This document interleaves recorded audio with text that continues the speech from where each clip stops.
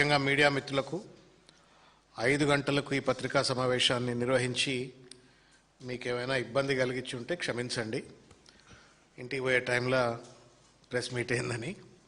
But కొంత urgency ఉండడం కారణంతో ఈ యొక్క పత్రికా సమావేశాన్ని ఇప్పుడు పెట్టడం అయింది. Controller auditor general of India CAG report అని అంటాం మనం. సిఏజీ రిపోర్ట్ వచ్చిన ధర్మిల వెంటనే దీనిపైన మాట్లాడవలసిన అవసరం ఉంది. ఈ రాష్ట్ర ప్రభుత్వం ఆర్థికంగా అతలాకుతలంగా ఎట్లా పరిపాలిస్తుంది అన్నట్టు విషయాన్ని ప్రజలకు తెలియజెప్పడం కోసం అని చెప్పని ఈరోజు అర్జెంటుగా ఈ పత్రికా సమావేశాన్ని పెట్టడమైంది. మిత్రులారా, ఒక మాట, శ్రమ నీ ఆయుధమైతే సంపాదించే శక్తి నీ సామ్రాజ్యం అవుతుంది అని అంటారు. శ్రమ నీ ఆయుధమైతే సంపాదించే శక్తి నీ సామ్రాజ్యం అవుతుంది అని చెప్పని పెద్దలు అంటారు. కానీ రేవంత్ రెడ్డి గారు ముఖ్యమంత్రిగా సొల్లు వాగుడు బూతు పురాణమే తన ఆయుధంగా మార్చుకున్నందువల్ల తెలంగాణ రాష్ట్రం ఇవాళ దివాళా తీస్తున్నది కఠిన వాస్తవమైంది. శ్రమ ఆయుధమైతే సంపాదించే శక్తి సామ్రాజ్యం అవుతుంది. కానీ సొల్లు వాగుడు బూతు పురాణమే ఆయుధంగా మార్చుకున్న రేవంత్ రెడ్డి పాలనలో తెలంగాణ ఆర్థికంగా దివాళా తీస్తున్నటువంటి ఒక విషయం కఠిన వాస్తవంగా మారింది. చేతగాని పాలకుడికే కూతలు ఎక్కువ ఉంటాయి. చేతగాని పాలకుడికే, తెలంగాణలో సామెత ఉంటుంది, మన తెలుగులో సామెత ఉంటుంది, చెల్లని రూపాయికి గీతలు ఎక్కువ అని. అట్లా చేతగాని పాలకుడికే కూతలు ఎక్కువ, బూతులు ఎక్కువ. రేవంత్ రెడ్డికి కూడా అట్లనే పరిపాలన చేత కాదు, కానీ నోటు నిండా పచ్చి బూతులు, అబద్ధాలు మాట్లాడటం అనేది అలవాటుగా మారిపోయింది. పైసలు ప్రజలకు సంపద సృష్టించే తెలివి లేదు. బూతు పురాణం మాత్రమే పరిపాలన విధానం అన్నట్లుగా ఇవాళ రేవంత్ రెడ్డి గారు వ్యవహరిస్తూ ఉన్నారు. కేవలం 90 రోజుల ఈ ఆర్థిక సంవత్సర పరిపాలనలో, in 3 months of this financial year's governance, 12,000 కోట్ల పైచిలుకు రెవెన్యూ డెఫిసిట్లోకి రాష్ట్రాన్ని నెట్టివేసిన ఘనాపాటి రేవంత్ రెడ్డి ఇవాళ ప్రతిపక్ష పార్టీ నాయకుల, బీఆర్ఎస్ పార్టీ నాయకుల యొక్క నీతి జాతి అడుగుతాడు. సంపద సృష్టించలేని రేవంత్ రెడ్డి గారు, మీ జాతి ఏందబ్బా? పాలకుడి యొక్క పటేల్గిరి ఎక్కడుంటుందా అంటే సంపద సృష్టించడంలో. నువ్వు డబ్బులు సృష్టించలేకపోతా ఉన్నావు, ఇచ్చిన వాగ్దానాలు అమలు చేయలేకపోతా ఉన్నావు, రాష్ట్రాన్ని ఆర్థికంగా అతలాకుతలం చేస్తా ఉన్నావు. నీదే జాతి రేవంత్ రెడ్డి. మరే 1,15,000 కోట్ల పర్ క్యాపిటా ఇన్కమ్ ఉన్న రాష్ట్రాన్ని 3.5 లక్షల కోట్ల రూపాయలకు పెంచిన కేసీఆర్ది ఏ జాతి? 90 రోజుల్లోనే 12,000 కోట్ల రూపాయల ఆర్థిక లోటు బడ్జెట్లోకి నెట్టేసినటువంటి ఒక నీదే జాతి రేవంత్ రెడ్డి గారు. తెలంగాణ సమాజం అడగదనుకుంటున్నావా? ఆదాయాన్ని పెంచే, శ్రమ చేసే తెలివి లేదు, రాష్ట్రాన్ని కాపాడే శక్తి లేదు. ఇవాళ ఈ మాటలన్నీ నేను అంటలేదు, ఈ మాటలన్నీ సిఏజీ రిపోర్ట్ చెప్తా ఉంది. ఫస్ట్ క్వార్టర్ ఆఫ్ 26-27 2026-27 సంవత్సరానికి సంబంధించిన మొట్టమొదటి quarter CAG report, audit report ఏం చెప్తా ఉంది అంటే, రేవంత్ రెడ్డి సొల్లు వాగుడు బూతు పురాణం వల్ల ఆర్థికంగా రాష్ట్రం అతలాకుతలమైంది అని చెప్పని చెప్పకనే చెంపపెట్టు పెట్టినట్లుగా సిఏజీ రిపోర్ట్ చెప్పింది. నేను తెలంగాణ ప్రజలందరికీ విజ్ఞప్తి చేస్తా ఉన్నాను, he is playing with our lives. ఆ కుర్చీ మీద కూర్చొని చిల్లర మల్లరగా వాగుతూ ఇవాళ పరిపాలనపై సోయి లేకుండా వ్యక్తిగత దోపిడికి పాల్పడుతూ సంపదలు పెంచుకుంటూ పరిపాలనను గాలికి వదిలేయటంతో వాళ్ళ గాడి తప్పిన ఈ ప్రభుత్వంతో ఆర్థికంగా అతలాకుతలం అవుతా ఉంది. మనందరి జీవితాలు ఇవాళ ప్రమాదంలో పడ్డాయి రేవంత్ రెడ్డి గారి యొక్క చేతగాని తరం వల్ల అనే ఒక విషయాన్ని నేను గుర్తు చేస్తా ఉన్నాను. తస్మాత్ జాగ్రత్త తెలంగాణ సమాజమా. ఈ మనిషిని గల్లాబట్టి ఎక్కడికక్కడ మనం నిలదీయకపోతే సొల్లువాగడే వేదం అనుకుంటున్న రీతిలో వ్యవహరిస్తూ ఇవాళ రాష్ట్రాన్ని మొత్తం మరో పంజాబ్ గానో లేకపోతే మరో బీహార్ గానో మరో పూర్తిగా బీమారు రాష్ట్రంగా తెలంగాణను వెనక్కి నెట్టబోతా ఉన్నాడు. నేను అడుగుతా ఉన్నాను రేవంత్ రెడ్డి గారిని, ఎట్లా రాష్ట్రం ఆర్థికంగా ఎట్లా అధోగతి పాలవుతుంది? వ్యక్తిగతంగా మీ ఆస్తులు ఎట్లా పెరుగుతాయండి? రేవంత్ రెడ్డి గారి ఆస్తులు ఎట్లా పెరుగుతాయి? పొంగులేటి శ్రీనివాసరెడ్డి గారి ఆస్తులు ఎట్లా పెరుగుతాయి? ఒక్కో మంత్రి ఆస్తులు ఎట్లా పెరుగుతాయి? ప్రభుత్వ ఆస్తులు ఎందుకు తగ్గుతున్నాయి చెప్పండి. మీకేమైనా మేము తక్కువ ఇచ్చినామా? ముఖ్యమంత్రి కుర్చీ ఇచ్చినాం, సెక్యూరిటీ ఇచ్చినాం, సెక్రటేరియట్ ఇచ్చినాం, ఉండడానికి ఒక జూబ్లీహిల్స్ ప్యాలెస్ ఇచ్చినాం, మళ్ళీ ఇంకో జూబ్లీహిల్స్ ప్యాలెస్ కట్టుకోవడానికి నిధులు ఇచ్చినాం. ఇంత పెద్ద అట్టహాసము ఐఏఎస్ ఆఫీసర్లు, పోలీస్ ఆఫీసర్లు, మొత్తం మంత్రాంగం అంతా నీ చేతిలో పెడితే నువ్వు సాధిస్తుంది ఏంది రేవంత్ రెడ్డి? వ్యక్తిగత ఆస్తులు పెంచుకుంటావు, రాష్ట్ర సంపద తగ్గిస్తావా? ఇది నమ్మక ద్రోహం కాదా? ఇది బ్రీచ్ ఆఫ్ ట్రస్ట్ కాదా అని చెప్పి నేను అడుగుతా ఉన్నాను. ఇవాళ సంఖ్యల్లోకి వచ్చినట్లయితే మిత్రులారా, ఎంత మోసపూరితమైన బడ్జెట్ను 2026-27 నాడు ప్రవేశపెట్టినరు. మేము హరీష్ రావు గారు, కేటీఆర్ గారు అసెంబ్లీలో, తర్వాత శాసన మండలిలో మేము నెత్తి మీద నోరు పెట్టుకొని మొత్తుకున్నాం. ఈ బడ్జెట్ అంతా బోగస్ బడ్జెట్, ఇది మిస్లీడింగ్ బడ్జెట్, మ్యానిపులేటివ్ బడ్జెట్ అని చెప్పినట్టే సిఏజీ చెప్పింది. ఇవాళ నేను మీకు అప్పీల్ చేస్తా ఉన్నా, తెలంగాణ సమాజానికి, మీడియా మిత్రులకు, దయచేసి ఈ బోగస్ను ఎక్స్పోజ్ చేయండి.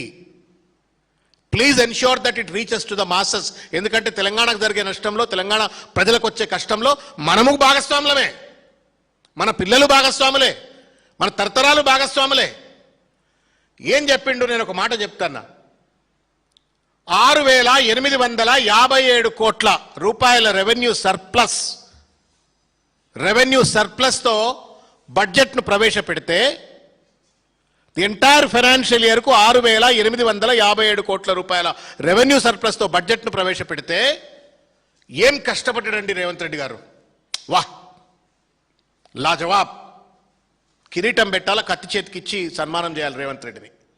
ఏం సాధించిండయా అంటే 12,289 కోట్ల రూపాయల డెఫిసిట్ చూపెడుతున్నాడు.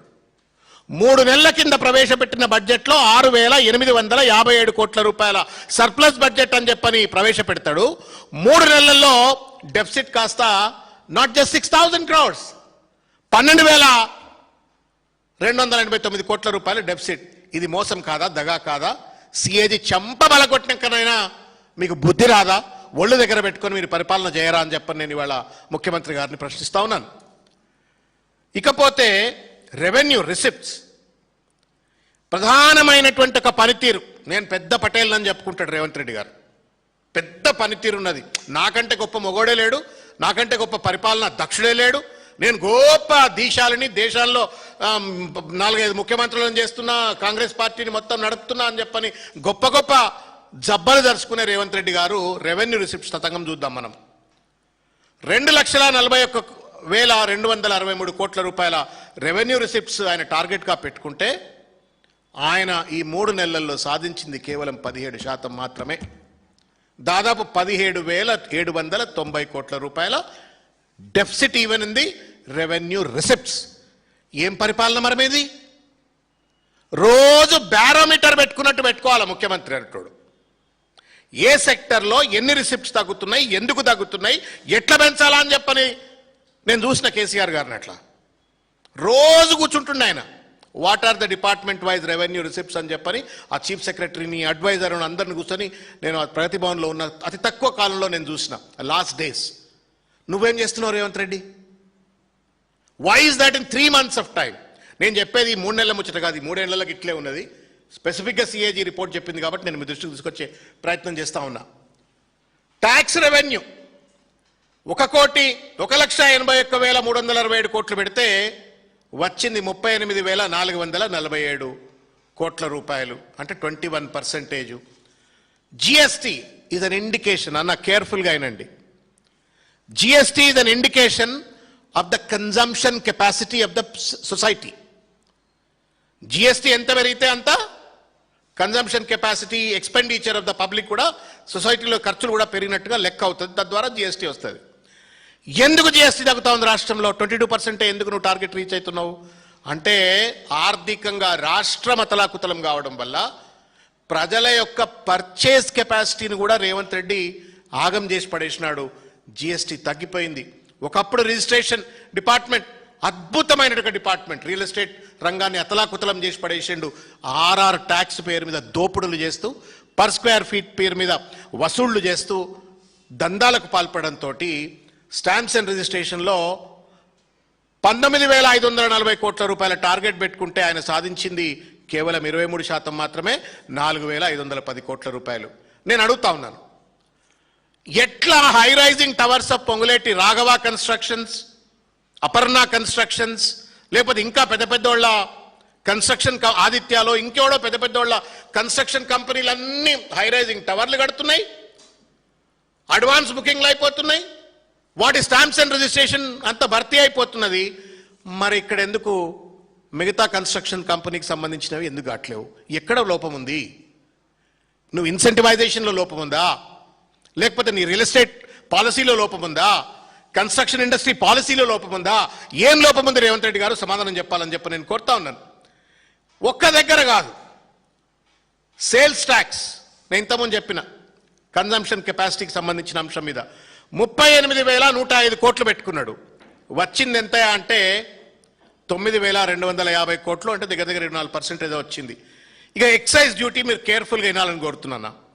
మనందరికీ తెలుసు, తెలంగాణ వ్యాప్తంగా ఉన్నటువంటి ఒక పల్లెల్లో ఉన్న ప్రజలందరికీ కూడా తెలుసు, బెల్ట్ షాపులు కాదు, పల్లెల్లో కాదు, ఇవాళ దేవుని గుళ్ళ దగ్గర జనాభా లేరు,